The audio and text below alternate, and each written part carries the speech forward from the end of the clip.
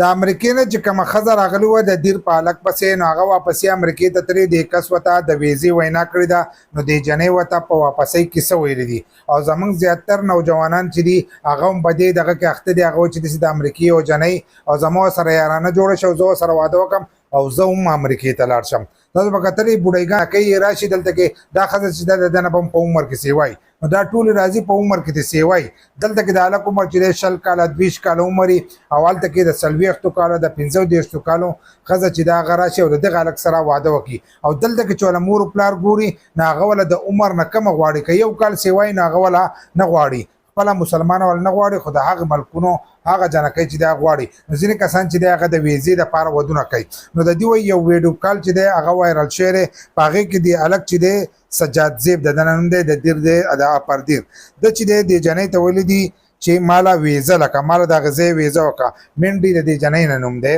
نو د ویزې ورته ویلي دي نو جنۍ ورته هلته کې په جواب کې ویلي دي چې دا یوازې واده د دې لپاره نه دی چې ته واده وکړې او تا ته به ویزه میلاو شي د دې لپاره چې دی کار کول هم دي چې تا کار کې په د امریکې د کار ویزه ته میلاو شي یا دلته کې ستا کاروبار دی ځخی نو تا ته به ویزه میلاویږي نو چې د کم کس امریکې ته ضرورت نه نو هغې کس ته چې دی ویزه میلاویږي خو داسې عام کس چې دی هغه په واده باندې چې دی هغه نشي تللی نو هغه ته یې وینا کړې ده نو هغې دلته کې دغه شانتې پاتې کړه او ښځه چې ده هغه ترې امریکې ته تللې ده نو کم کسان چې په دې سوچونو کې ګرځي چې موږ به د هغه ځای نه جنۍ راولو ښځه به راولو او د هغې سره به واده وکړو او د دې ځای نه به موږ امریکې ته لاړ شو نو دغه بوډۍ ښځې چې دي هغه به هغو سره به ودونه کوئ خو تاسو امریکې ته چې دی په دې باندې نه شئ تللی دلته کې ځان له ښه جنۍ ښځه ګورئ د هغې سره ودونه کوئ د دغې بوډۍ نه چې دی قلار شئ بل لاس ستاسو راتلونکی نسل چې دی هغه به بیا هم د دې خلکو په شانتې ځکه چې د مور خوی څنګه وي نو دغه شانتې پکې د بچو خوی